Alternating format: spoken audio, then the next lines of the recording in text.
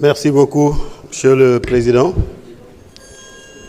Monsieur le ministre de la Communication et des Relations avec les institutions, honorables députés, permettez-moi tout d'abord de remercier très sincèrement la Commission des lois, avec à sa tête l'honorable député Abdoulaye Tall et l'ensemble de l'intercommission pour l'excellent travail que nous avons fait ensemble lors de l'examen de ces textes par cette commission. Et remercier également l'ensemble des honorables députés qui sont intervenus pour la pertinence de leurs observations et la pertinence des questions qu'ils ont eu à poser. Je m'en vais apporter quelques réponses à des interpellations. Et si le temps ne le permet pas, Monsieur le Président, je vous propose de vous envoyer les réponses écrites aux questions des honorables députés. Monsieur l'honorable député Guy Marius Sagna a posé des questions relativement à l'audit de la Cour des comptes. Il est clair qu'il y a de cela environ un an, un détournement d'une valeur d'1,8 milliard a été constaté dans une institution de prévoyance sociale. Et aussi bien les autorités de cette institution que l'État avaient proposé des poursuites pénales. Et pour cela, la Cour des comptes a été saisie pour faire le contrôle nécessaire. Et la Cour des comptes a fait les vérifications. Et je crois qu'aujourd'hui, le dossier est pendant devant la justice. Et la Cour des comptes a proposé également d'effectuer un contrôle annuel des institutions de prévoyance sociale. Pour les conseils d'administration de l'IPRES et de la Caisse de sécurité sociale, je dois informer l'Assemblée que depuis 2016, leur mandat est terminé et se maintiennent au niveau de ces conseils d'administration. Depuis lors, l'État n'a pas les moyens de rétablir la situation. Mais si vous parvenez à voter ces projets de loi, évidemment, l'État va avoir des moyens pour régulariser la situation. Parce que la sécurité sociale est de la responsabilité de l'État.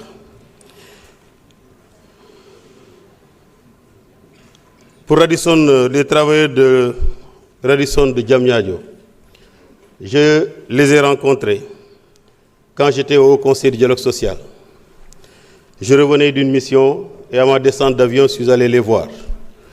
Je crois qu'il faisait 22 heures. J'ai trouvé des responsables syndicaux là-bas. Ils étaient en grève de la faim.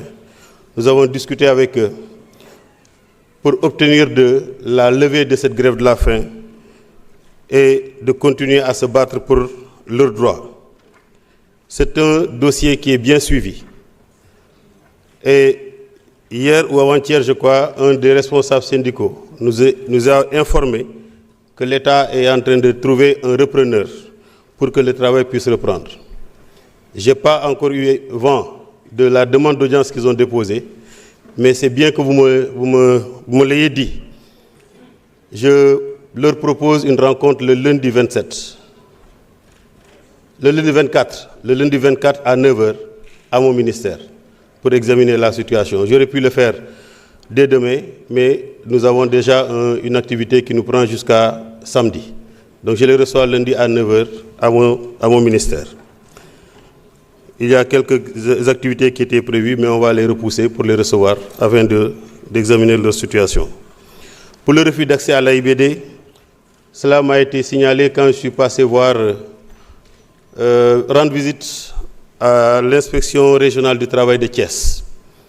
Nous avons immédiatement pris les dispositions pour établir des cartes professionnelles pour eux, pour qu'ils puissent accéder, parce que c'était un peu ça la difficulté, mais nous sommes en train de travailler avec le ministre en charge des transports pour que véritablement nous puissions juguler ce problème. Mais le nouveau code, s'il est voté, permettra également de régler la situation parce que en cas de refus, l'entreprise pourrait avoir une amende de 1 à 10 millions qu'on va lui infliger. Pour la SIAS, les travailleurs, les ex-travailleurs de SIAS, Sotrac et Ama Sénégal, je les ai reçus quand j'étais au Conseil de dialogue social. Le dossier était très avancé. Tout comme les travailleurs, les ex-cheminots de Thiès. Tous les deux, les dossiers étaient très avancés. J'ai appris comme vous, par voie de presse, qu'ils ont repris la grève de la faim.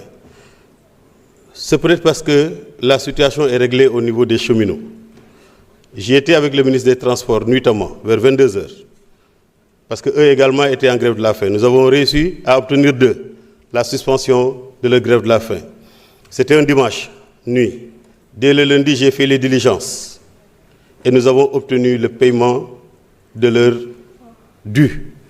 Et cela est effectif depuis hier. Ce qui me laisse croire que certainement, c'est parce que la situation a été réglée de l'autre côté, qu'eux également, ils se signalent. Mais toujours est-il que je me propose d'aller leur rendre visite le plus rapidement possible, comprendre la situation et apporter des solutions par rapport à cette douloureuse. Parce que s'ils vont jusqu'à mener la grève de la faim, c'est parce qu'ils n'ont pas d'autre solution. Alors, Honorable Abdoumbo, par rapport au Code de la Sécurité sociale, dire que le gouvernement veut contrôler les institutions de prévoyance sociale, je crois que c'est lui faire une fausse querelle. Les institutions de prévoyance sociale étaient administrées par des travailleurs et des employeurs et jamais par le gouvernement. Mais pourtant, le gouvernement est un employeur. Cette fois-ci, sur les 14 membres, le gouvernement ne sera représenté que par 3 membres.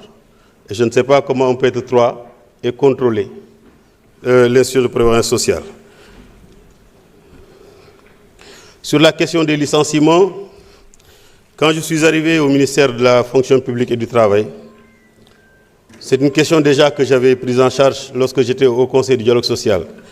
Mais une fois au niveau du ministère de la fonction publique et du travail, j'ai eu à rencontrer les centrales syndicales sur la question.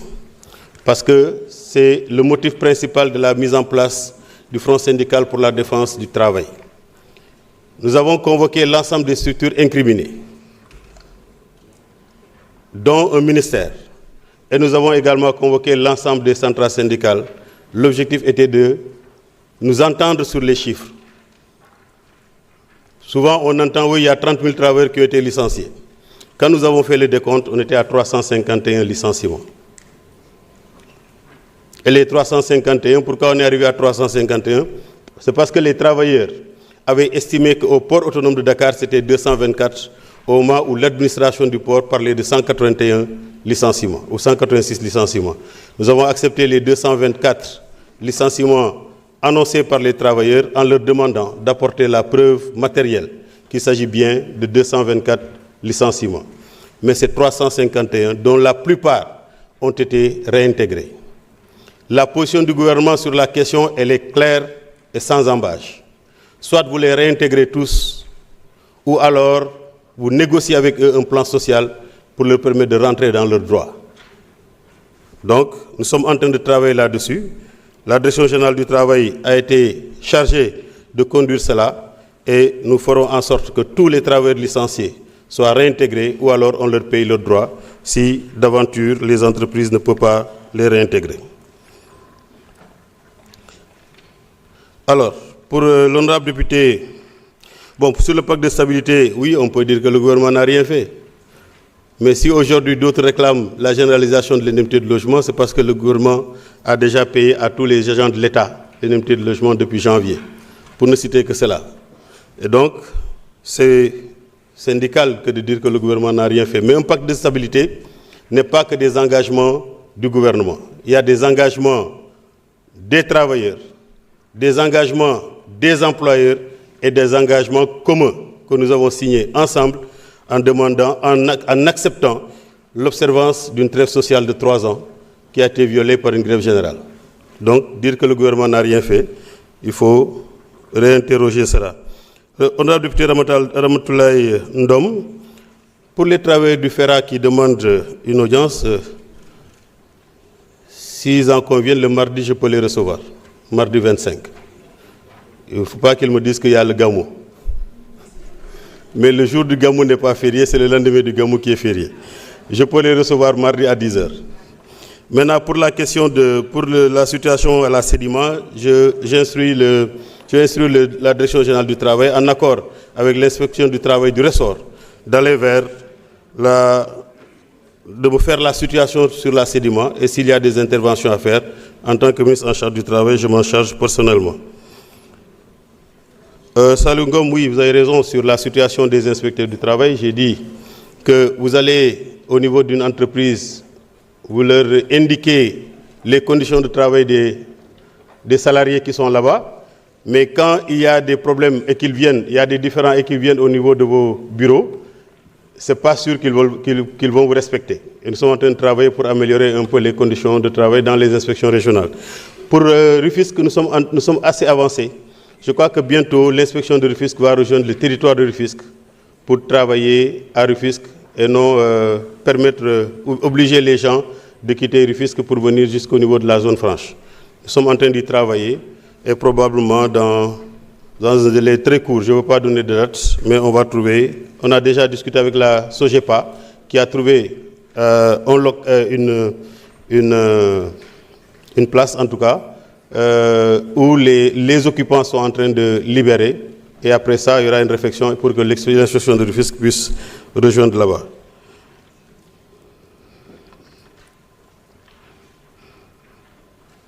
Libérer, et après ça, il y aura une réflexion pour que l'inspection de Rufisque puisse rejoindre là-bas.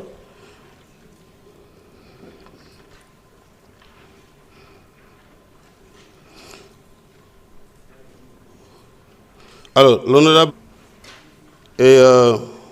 aujourd'hui nous travaillons sur le principe d'universalité de la protection de la santé et sécurité au travail, non seulement sur le plan physique et mental des travailleurs, qu'ils soient donc du secteur public ou du secteur privé, quel que soit le statut. Vous savez, en réalité, avec ce code-là, il y a une volonté réelle du gouvernement de se conformer aux conventions 155 et 187 de l'OIT qui ont été ratifiées par le Sénégal. Les accidents dans les chantiers qui sont en construction, nous sommes en train de les prendre en charge dans le cadre d'un programme national de la santé et sécurité au travail, mais également il y a un processus de renforcement à travers la réforme du décret sur la santé et sécurité au travail dans ce secteur. L'objectif étant de combler les insuffisances et de mieux encadrer les obligations des maîtres d'ouvrage, des maîtres d'œuvre et des entreprises qui interviennent. Et en plus, on a une visite régulière des inspections du travail. Vous avez signalé évidemment la faiblesse des moyens humains au niveau donc des inspections du travail, mais quand même, régulièrement, ils font des descentes dans les entreprises pour essayer donc de voir la situation. Orna Fodé-Mané a parlé des contractuels de la santé. Il a cité un exemple de sa localité où il y a un ICP qui a 10 ans de contractualisation. C'est vrai que le ministère de la fonction publique est en train de procéder au recrutement de 2500 agents. Cela ressort du pacte de stabilité. On a constaté qu'il y a environ 18 000 agents qui manquent dans le secteur de la santé, un déficit de 18 000 agents. Et le gouvernement a décidé de procéder au recrutement de 2500 agents cette année, parce que la réalité, c'est que depuis un bon moment, le gouvernement n'a pas recruté dans le secteur de la santé, ce qui a fait qu'il y a beaucoup de contractuels. La dernière fois que Son Excellence le Président de la République m'a accordé une audience, il m'a indiqué que c'est vrai qu'on parle de recrutement, mais il faut lutter contre une injustice parce qu'il y a beaucoup de travailleurs qui sont dans le secteur de la santé, qui pendant des années officient dans des endroits parfois très lointains et qui sont sous contrat.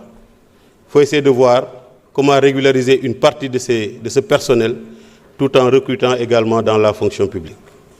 Donc, il s'agira en partie de régularisation de contractuels de la santé. Ce sont des orientations que nous avons reçues, mais également, on va procéder au recrutement. Et cela se fera sur la base de critères objectifs, sans parti pris. En tout cas, ce sont les orientations que nous avons reçues. Alors, pour les domestiques gens de maison, il y a plusieurs honorables députés qui sont revenus là-dessus, mais l'arrêté pris par mon département ne fixe pas un plafond, mais c'est plutôt un plancher. On dit au minimum, il faut payer ça. Maintenant, si vous pouvez payer plus, c'est tant mieux. Mais ça n'a jamais été plafonné.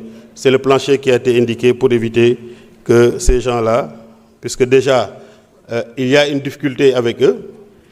Quand vous demandez à un inspecteur du travail d'aller chez Guy Marius Sagna pour voir est-ce qu'il traite bien son employé, il y a des risques qu'il soit accusé de violation de domicile. Parce que c'est ça la difficulté. Mais évidemment, il y a des mécanismes pour pouvoir protéger davantage ces travailleurs qui souvent commencent un travail sur la base d'un engagement tacite entre les deux parties. Et le nouveau code prévoit également des dispositions pour que les entreprises de placement ne puissent pas prospérer et conduire ces derniers à un travail clandestin. Pour le travail des enfants, le nouveau code prévoit un dispositif plus rigoureux que l'actuel code, avec des amendes de 500 000 à 10 millions qui sont possibles en cas de contravention. Honorable député Ousmane Tchouf, sur les écoles privées, vous avez raison, il y a une nécessité d'accompagner ces écoles privées qui font une mission de service public. Pour les décisionnaires, il y a une étude qui est très avancée relativement à la réforme du système de retraite à l'IPRES.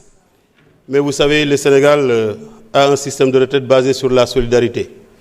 Au niveau du FNR, ce problème ne se pose pas parce que les cotisations sont à un certain niveau, mais au niveau de l'IPRES, le taux de cotisation est extrêmement faible.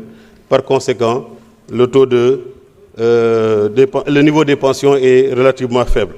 Ce qu'il y a, c'est qu'il faut continuer à réfléchir pour voir un peu comment augmenter les cotisations des travailleurs en activité pour améliorer les pensions de retraite de ceux qui sont déjà à la retraite.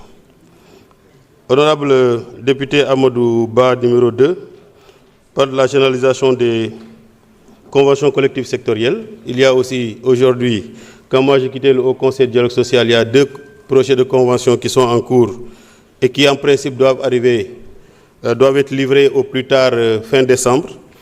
Mais la difficulté au niveau et c'est des engagements également qui ont été pris dans le cadre du pacte de stabilité, mais il faut reconnaître ici qu'il y a un obstacle qui peut être rencontré, parce que si vous voulez une convention collective sectorielle, il faut le concours des partenaires sociaux, employeurs et travailleurs. Sur la loi sur la protection sociale des travailleurs indépendants et des artistes, c'est vrai, vous avez parlé d'une loi.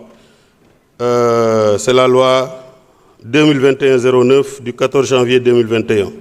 Mais à notre avis, c'est une loi qui est relativement restrictive parce que ça concerne les artistes et les professionnels de la culture.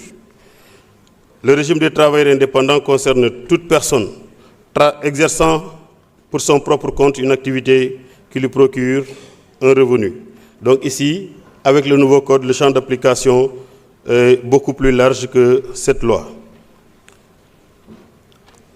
Honorable député Thérèse Faye a fait de très bonnes interventions. Elle a parlé également du salaire des domestiques. Mais sur la situation des crèches, elle a parfaitement raison. Autant on veut faire la promotion des travailleuses, autant on veut faire une amélioration du congé de maternité, donc de la question de la maternité. Je rappelle que actuellement le congé de maternité est de 14 semaines et dans le nouveau code, le congé de maternité va passer à 18 semaines. La période d'allaitement qui était de 15 mois à partir de la date 15 semaines. Non, c'est 15 mois. C'est 15 mois. À partir de la date d'accouchement, il va passer à 20 mois après la reprise de travail. La femme va reprendre 3 semaines après l'accouchement et elle aura 20 mois pour allaiter son enfant. Bien. Non, je crois que Nafikan a posé la question sur la retraite. Le délai de liquidation de la pension de retraite, on a trouvé un mécanisme au niveau de la fonction publique pour que le FNR, même sans que le travailleur qui arrive à la retraite ne dispose de son acte de départ à la retraite, qu'il puisse percevoir sa pension. Aujourd'hui, au niveau de l'IPRES également, grâce au nouveau système d'information, il est possible donc de liquider la pension un mois après que le travailleur puisse accéder à la retraite. Pour la retraite anticipée, elle existe déjà pour tout travailleur qui présente, qui justifie une inaptitude médicalement constatée. Et cette retraite anticipée est accordée à partir de 55 ans, sans application d'un abattement sur les droits acquis. Honorable député Awasek, elle avait déjà posé la question en commission, elle a encore posé la question sur la couverture sociale des travailleurs en situation de handicap. Notre dispositif législatif ne fait aucune exclusion pour les travailleurs en situation de handicap. Ils bénéficient des mêmes droits en matière de protection sociale.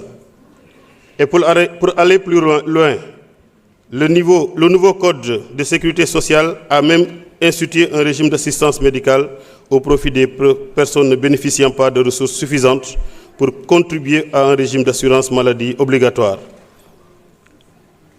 Les personnes en situation de handicap bénéficiaires de la carte d'égalité des chances figurent par ailleurs parmi les bénéficiaires de ce régime d'assistance médicale. Donc, honorable député Nafikan, c'est par rapport à la retraite.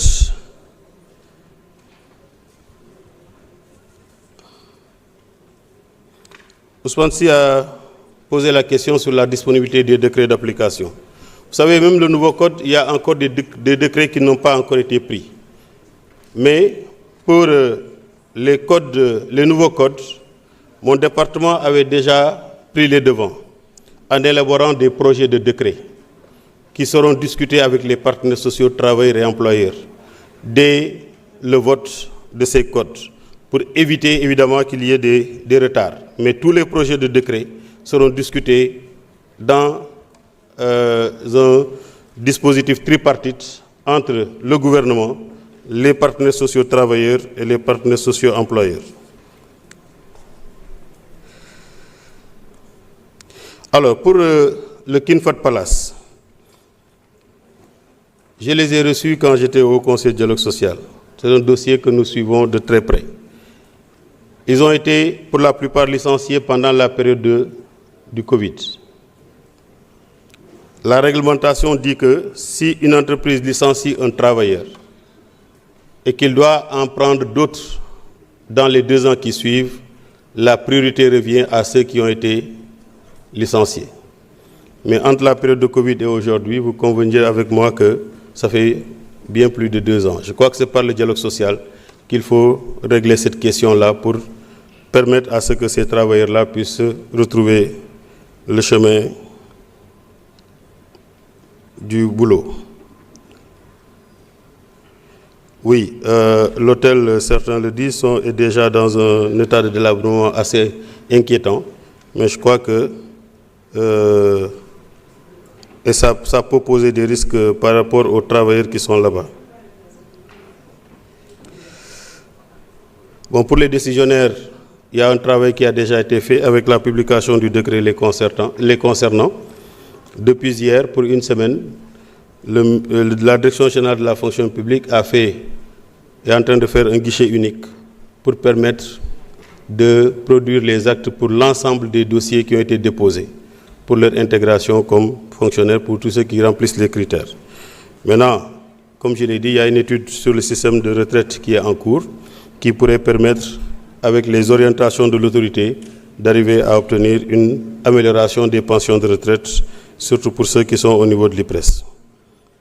Maintenant, pour leur reversement au niveau du FNR également, Ce sont des études qui sont en cours pour voir un peu dans quelle mesure on peut aller dans le sens de faire cette opération-là.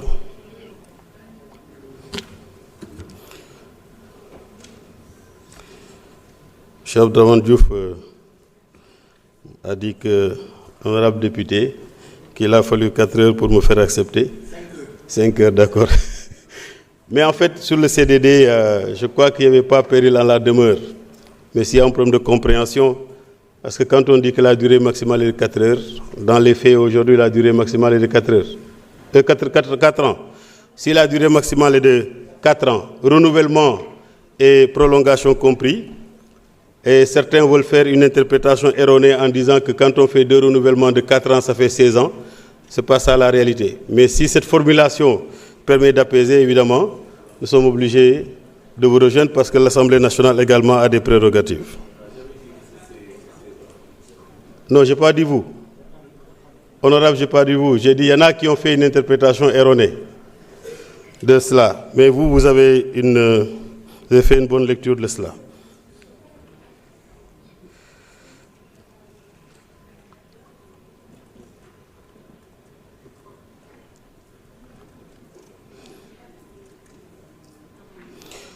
Parce qu'en réalité,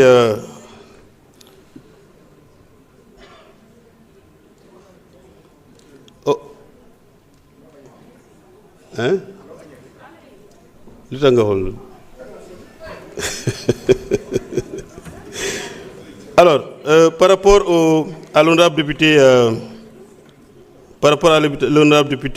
Tahirou Sarr, je crois que la plupart des questions qu'elle a posées, qui portent sur l'avantage comparatif à faire pour les travailleurs nationaux, ces questions sont prises en charge dans le nouveau code du travail. Parce que, à compétence égale, il faut prendre des travailleurs sénégalais. Maintenant, à défaut d'avoir une compétence qui est recherchée parmi les nationaux, il faut donc recourir aux travailleurs étrangers.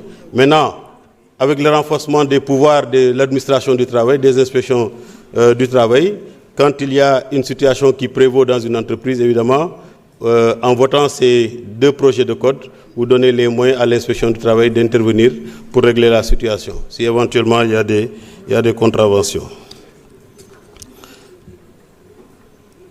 Honorable Mamsey a posé la question relativement au droit de grève dans les LINAC. Vous comprendrez que je ne sois pas là pour faire la promotion de la grève. Mais, vous savez, les lycées d'excellence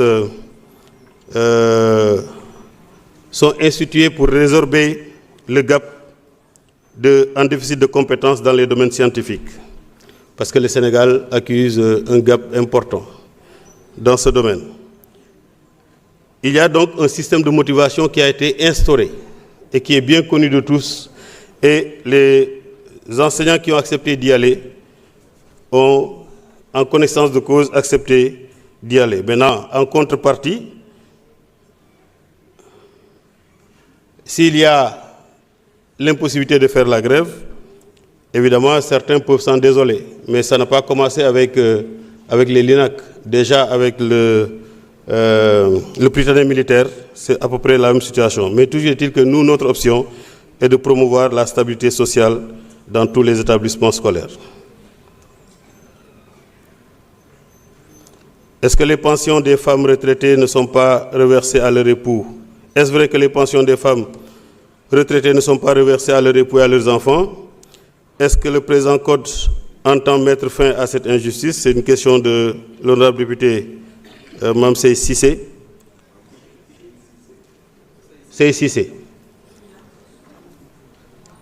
Cette question revient souvent d'ailleurs. Nos services techniques y ont apporté une réponse à travers des consultations écrites venues de l'hémicycle. Les femmes, au même titre que les hommes, perçoivent une pension de retraite calculée exactement de la même manière. Lorsque la femme décède, ses ayants droit peuvent prétendre à une pension de réversion. Cela est depuis toujours contenu dans les règlements intérieurs de l'IPRES et est ainsi appliqué. Ce nouveau code, tout comme les anciens textes, ne prône aucune forme de discrimination. Cependant, il est important de préciser qu'il existe en sécurité sociale un principe qui interdit le cumul des prestations. Je crois que là aussi, on l'avait bien expliqué dans les travaux de commission. Une veuve bénéficiaire d'une pension de retraite ne peut prétendre à une pension de veuve au décès de son conjoint.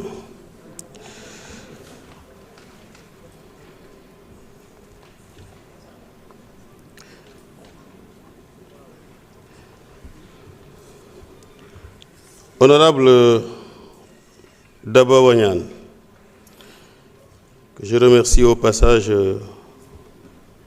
aussi. Donc, dans le cadre de la mise en œuvre du Pacte national de stabilité sociale pour une croissance inclusive et durable, l'inspection régionale du travail et de la sécurité sociale de Thiès a fait tenir des élections de délégués du personnel au niveau des ciments de Sahel. Les ciments de Sahel aussi, c'est un dossier que je connais parfaitement parce que j'ai eu à recevoir aussi bien le collège des délégués du personnel et un syndicat qui n'avait pas pu participer à ces élections, également l'administration donc des ciments du Sahel.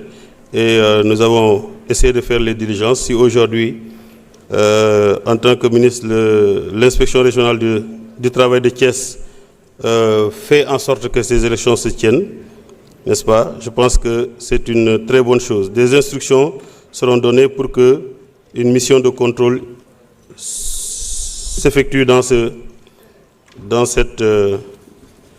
entreprise. Honorable Ousmane Fall me demande pourquoi Racine Sy est au Kinfat Palace, il est à Caisse de sécurité sociale, il est à l'IPRES. S'il fait partie d'une organisation patronale qui lui confie un mandat dans les institutions de prévoyance sociale, c'est de la responsabilité de l'organisation patronale. S'il est entrepreneur et qu'il est à la tête de la... Mais ce n'est pas des structures qui sont des structures publiques, et je crois qu'on ne peut pas lui dénier le droit d'être à ce niveau. Pour l'intégration ou le reversement des décisionnaires au FNR, je crois que c'est la même question. Sur la question des licenciements de l'honorable député Thierno Alassane Sall, évidemment, j'ai répondu par rapport à ces licenciements. Tous ceux qui se sentent licenciés, parce que quelquefois on vous parle de licenciement alors que le contrat était un contrat à durée déterminée qui est arrivé à échéance. On arrête le contrat et après on dit qu'on est licencié. C'est vrai que c'est une fin d'activité, mais ça ne signifie pas. Toujours est-il que quand on se sent léger, il faut donc aller vers, c'est comme le cas du Puma. Ils ont saisi l'inspection du travail, ils ont également saisi la direction générale du travail et de la sécurité sociale, et aujourd'hui nous sommes en train de prendre en charge cette question-là en attendant de savoir exactement ce qu'il en est. Honorable Cheikh Faye, sur l'implication des médecins du travail dans le processus d'élaboration du projet de code de la sécurité sociale, ils ont été impliqués, n'est-ce pas? La présidente de l'association des médecins d'entreprise du Sénégal était membre de l'équipe projet qui a élaboré le code, et ce, jusqu'à sa retraite. Donc ils ont été impliqués.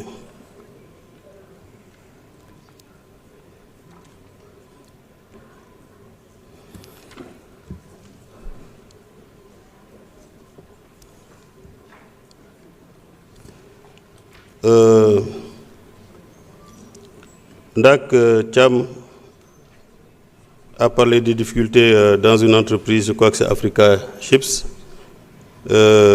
Évidemment, on va voir ça de très près. Sur la question de la RTS, je crois que la question est adressée à mon collègue de la communication, mais nous y travaillons pour trouver une solution sur cet accord d'entreprise au niveau de la RTS qui divise aujourd'hui le directeur général avec les syndicats. Mais on va y travailler de façon très méthodique en mettant en avant le dialogue pour apporter une solution et qu'on dépasse cela plutôt que les choses se règlent au niveau des tribunaux. Alors, pour les prothésistes dentaires à l'INDSS, une chose est de pouvoir faire la formation. Une autre chose est de pouvoir être intégré dans la fonction publique.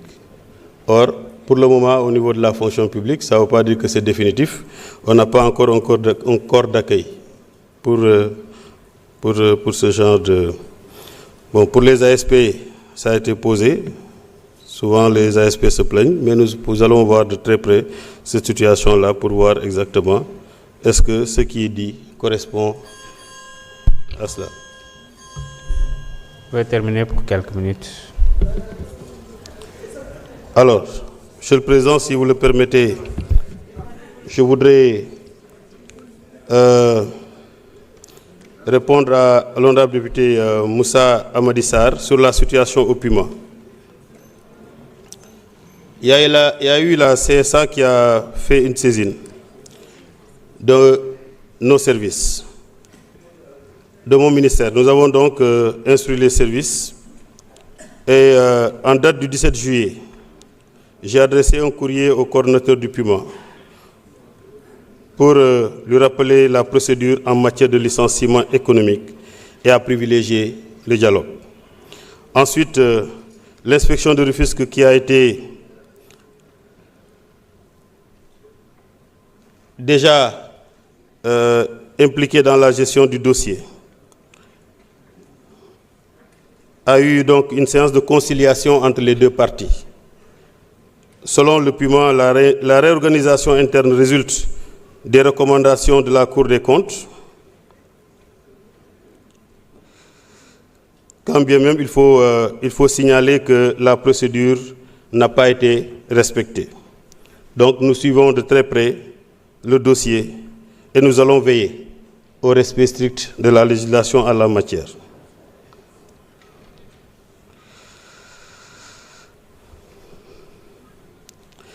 Pour la présidence des conseils d'administration, le président du conseil d'administration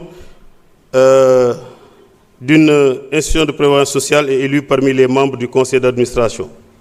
Et cette présidence est assurée en alternance pour chaque mandat par un membre appartenant au collège des employeurs, puis par un membre appartenant au collège des travailleurs. La nouveauté introduite par le nouveau code, c'est que désormais les mandats sont limités à 3 ans, une seule fois renouvelable, ce qui va éviter que les gens s'éternisent dans les conseils d'administration d'une seule et même institution de prévoyance sociale. Honorable Ndeye Awa Dieng a parlé de la parité professionnelle. Il y a des secteurs où les femmes sont majoritairement employées quand même. C'est le cas notamment dans certaines industries alimentaires. Par conséquent, il faut développer et renforcer les initiatives pour que les femmes aient des aptitudes à occuper des postes au sein des entreprises. Mais vous savez, j'ai été à Louga où j'ai trouvé une gouverneure qui a tellement bien entretenu la gouvernance que je me demande est-ce que si c'était un homme, il allait faire la même chose. Donc, les femmes dans certaines positions, elles se distinguent. Ndeye Awa Dieng demande si le nouveau code garantit l'égalité de rémunération entre les travailleurs, hommes et femmes. Oui, le principe est expressément posé. L'article 193 prévoit qu'à condition égale de travail, de qualification professionnelle et de rendement, ou en cas de travail à valeur égale, la rémunération est égale pour tous les travailleurs, quel que soit notamment leur sexe, leur origine, leur âge ou leur statut. Cette garantie complète le principe général d'égalité professionnelle et de non-discrimination qui s'applique notamment à la rémunération et aux avantages sociaux. Les conventions collectives doivent également prévoir les modalités d'application du principe à travail égal ou de valeur égale, rémunération égale. Donc la réforme ne se limite pas à interdire la discrimination salariale, elle inscrit l'égalité de rémunération dans le régime même de détermination du salaire et permet d'en contrôler l'application. Monsieur le Président, si vous le permettez, les autres questions pourront bénéficier de réponses écrites de ma part, comme c'est déjà fait pour les questions qui ont été posées en commission. Ce matin, nous avons déposé le courrier pour les questions-réponses. Mais encore une fois, si vous parvenez, ou si vous acceptez de voter ces codes, évidemment, vous allez améliorer grandement la situation du monde du travail par le renforcement de la protection du travailleur, mais également par la promotion de la compétitivité de l'entreprise. Monsieur le Président, je vous remercie. Honorable député, merci beaucoup. Les médecins, oui? Merci beaucoup. Hein? Si, j'ai donné vos réponses ici. Merci. Bon, si le président voudrait aussi, je peux continuer pour vous donner les réponses. Vous allez le faire par écrit après. Je le ferai par écrit. Merci beaucoup. Merci, à travers Président. une audience. Merci beaucoup. La discussion générale est close. Nous allons procéder au vote, mais avant